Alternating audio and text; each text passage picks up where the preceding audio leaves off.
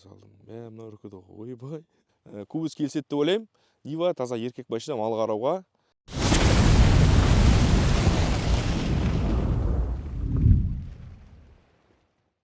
Ассалаумағалейкум, құрметті құлагер көрермендері, қалдарыңыз қалай? Біз Аллахқа шүкір бәрі жақсы, аман есен. Бүгін бізде осындай күн, бізде мұздақ болды, мұз қатып жатыр, жаңбыр жауып қатып қалды. Көріп ғой. Сол себептен прицепке шөп тиеп, Бойкың үйін алып барайын деп жатырмын. Себебі Бойкы жақын жерде. Аула қазір деп отыр. Лед.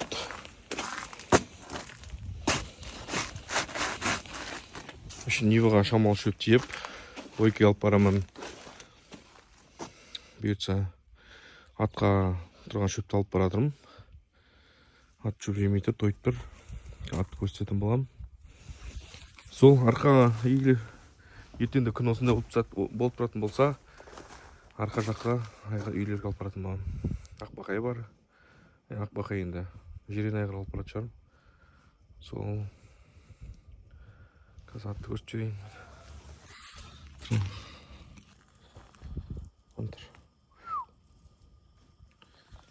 Сол қазір Бойкың үйіріне апарсаймыз. Алдында көріп келдік Бойкыны. Жаңбыр жауып бізде мұздақ қатып қалды. Он жақта шөп көп емес. Сол себептен сол жаққа апарамыз.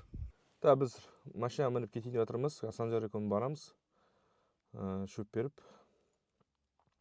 Сол кететін боламыз. Ал кеттік ал.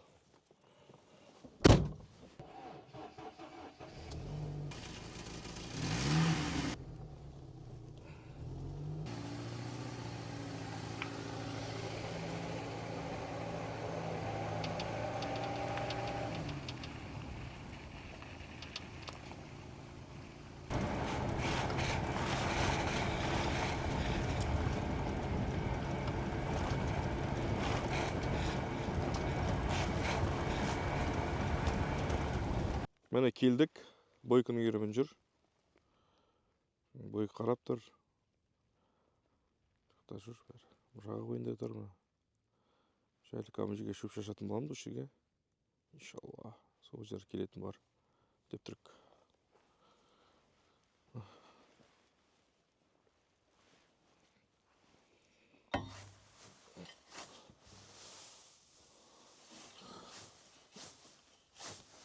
Айырда кірмейді ғой.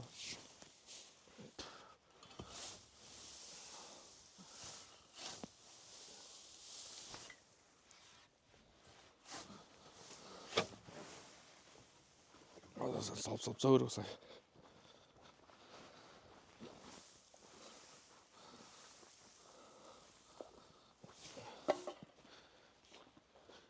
Биыл бірінші салып атқасын азасын ақ келдім. Как көреміз.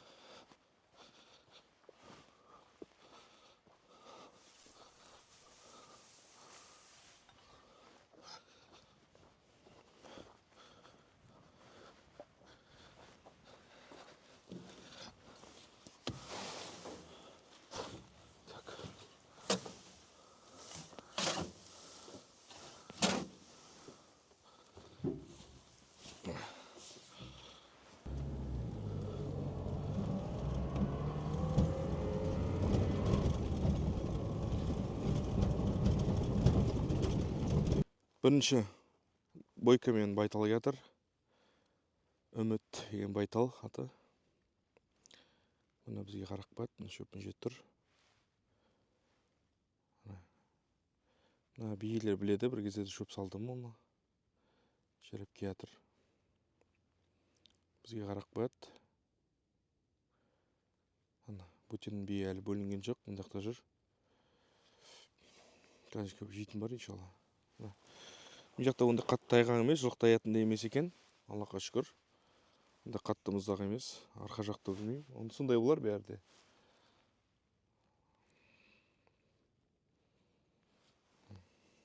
Так. Театрға.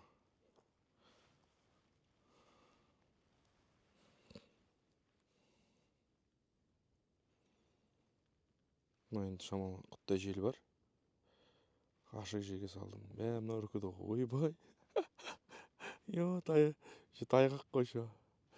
Бәрін үркіттің ғой.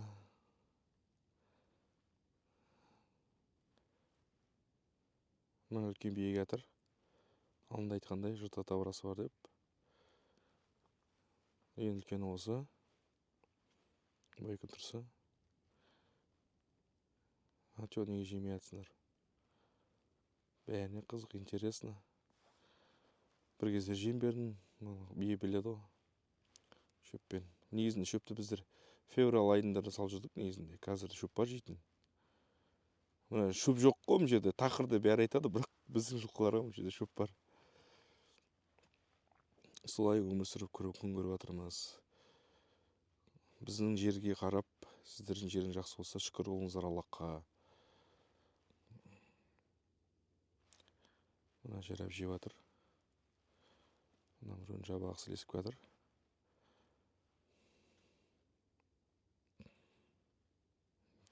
Чё там деп, интересно деп жатыр, қызық болып. Олар не жеп жатыр деп. Бастарын көтеріп тұр мыналар. Қарап тұр, не деп. Шөп жайылып жеп, жыңғылдың арасын шөп жеп тұр. Мына жеп жатыр.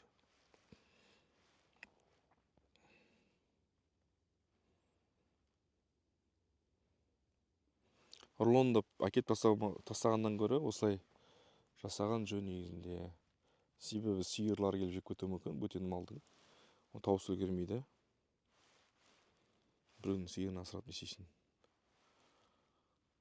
Нағыз келмесең оларды қозғап жүру керек, жайлап айдап.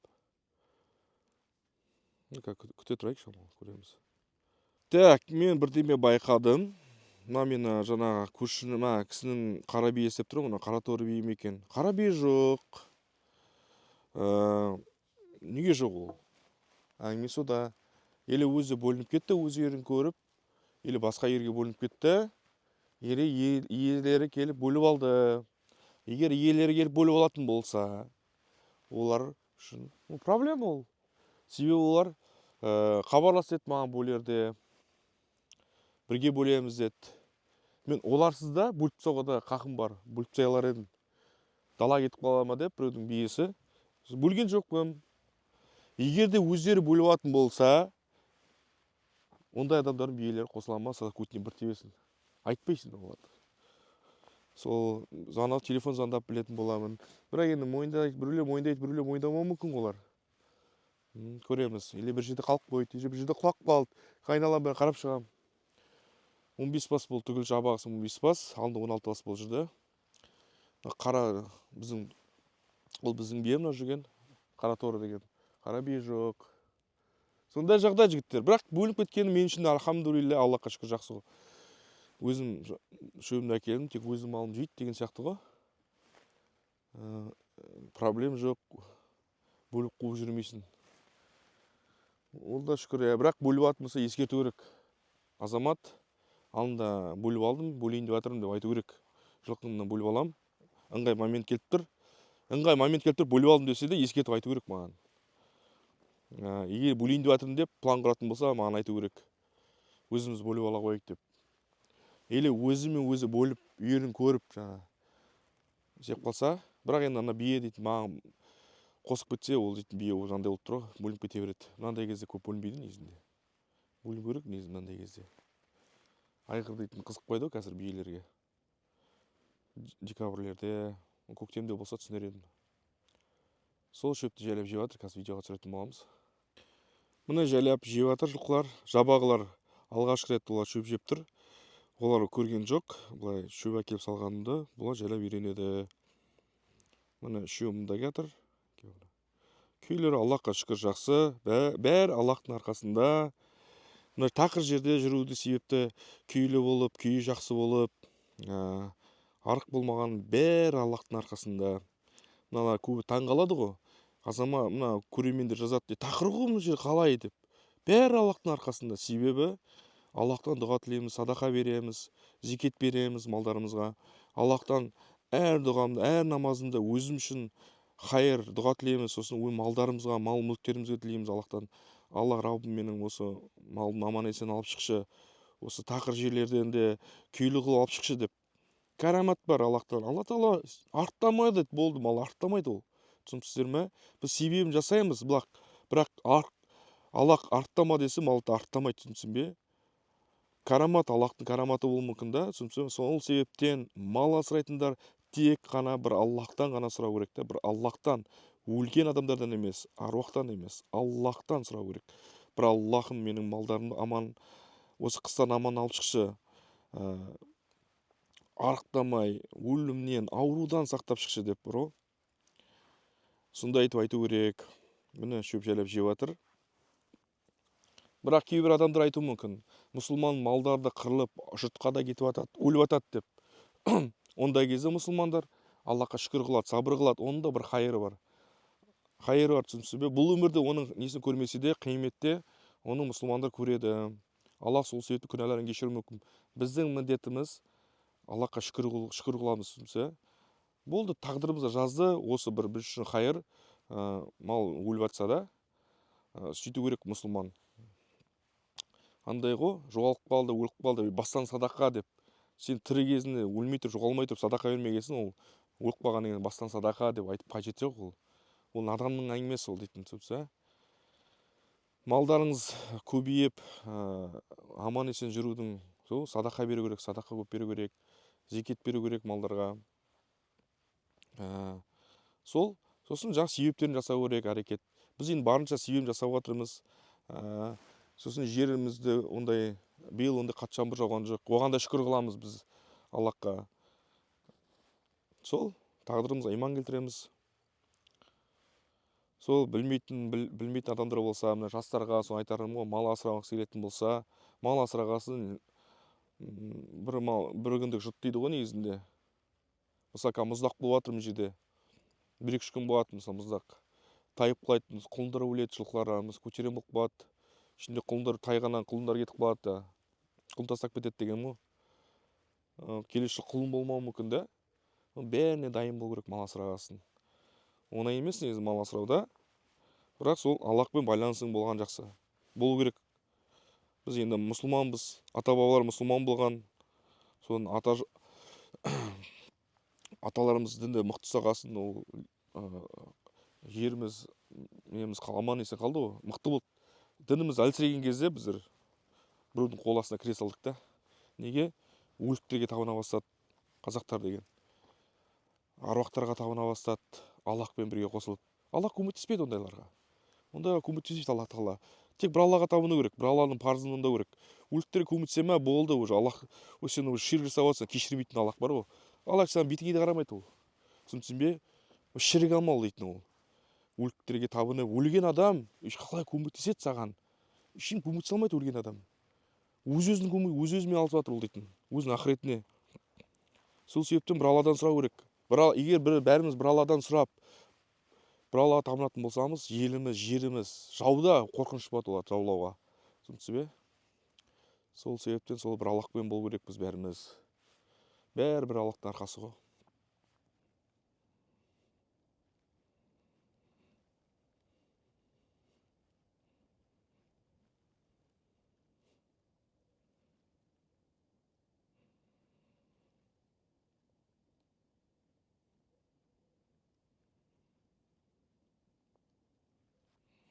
Тезек лед болып отыр, тезек. Отық болған, мына жыңғылдың мұз бәрі.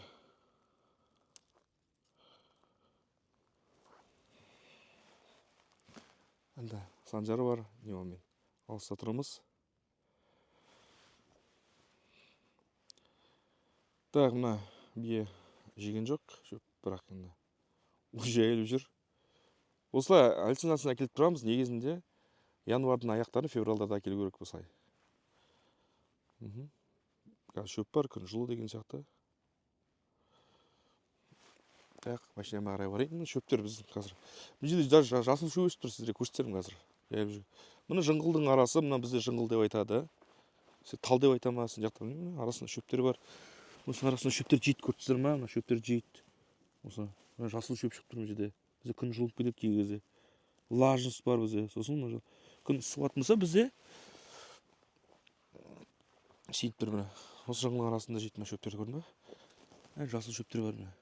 Осындай бізде. Мына жер жап-жасыл болып көріп тұрсыздар ма? Жасыл шөп шыққысы келіп тұр. Мына. Байқасаңыздар. Жап-жасыл болып тұр. Сол, жап-жасыл болып тұр. Соңғы видеода маған комментарий жазып жүрді, азамат астындағы Ниваны ауыстыршы деп. Мен жазып жүрдім соған, қандай мақсатта ауыстыру керекпін мен деп. Мен шынында қандай мақсатта көбісі кейбір кезде кездесіп қалған адамдарды айтады. Нива, ол менің Аллахқа шүкір, Нива өзім ұнататын машинам, жақсы көрем. Менің өзімнің қалаған істерімді ол Нивамен істеп жүрдім да, Аллахтың арқасында. Бірақ өзім қалаймын ғой, мысалы, жыңғылдан өтіп кетем, биікке мінем, судан өтіп кетем, жылқы қуғанdan ыңғайлы, мысалы, қандай иномарка внедорожник жасай алмайтын істері бар. Внедорожник батық жерде Нива өтіп кетеді, себебі ол жеңіл көл. Үсті Ниваның сырты жырық менікі, майысыватыр. Любой жерге соғып қалам, жыңғыл жарам, жыңғыл майыстырып тастайды, жыңғыл жыртып тастайды. Мен сондай мақсатта айдаймын Ниваны. Жыңғыл майыстырып жырса да мен оған мән бермейтін дейді. Еркек па, еркек машинам, еркекше айдап жүрмін. Мына Ниваның состояниесі Аллахқа шүкір жақсы. Просто мен өзім ремонт жасамай жүрмін. Ол смысл жоқ ода. Себебі мен оны қазір қайттан оны жырамын, жылқы қуғам. Мен өзім мінезімді, өзімді қалай айдайтынымды білем. Сол себепте мен Ниваны жақсы көремін. Новый Ниваны алғаным, оның түк пайдасы жоқ негізінде. Себебі ол қазір 7 миллион теңге тұрады примерно. Оны 7 миллионға оны алғанша, подержанный Нива алған жақсы. Мен Ниваны удачно алып қалдым. Мен 3-ші Нива айдап жатырмын бұл. Біріншісі мирас қылып әкемнен қалды, екінші өзім сатып алдым. Мына 3-ші Нива. Нива өте керемет машина мал қарауға, именно жылқы қарайтындарға. Иномарка да жаман емес, иномарка жақсы. Мен өзім мысалы иномарка Mitsubishi Pajero жақсы ойлаймын. Montero солар. Бірақ Ниваның жасайтынын олар жасай алмауы мүмкін. Себебі олар кузовтары ауыр, сосын олар сүйектер мықты. Ниваның слабы жерлері кузовтар слабы мүмкін, бірақ Аллахқа шүкір. Машина көлік алғанда, айдағанда Аллахтан дұға тілеп тұру керек. Алла Тағала береке бере көр, сынып қалудан, бұзылып қалудан сақтай көр деп бар ғой. Оның дым ұяты жоқ. Бәрін Аллахтан сұрай беру керек. Керек нәрсенің бәрі. Береке беруші бәрін Аллах. Сондай комментарий жазатын адамдар айтамын ғой.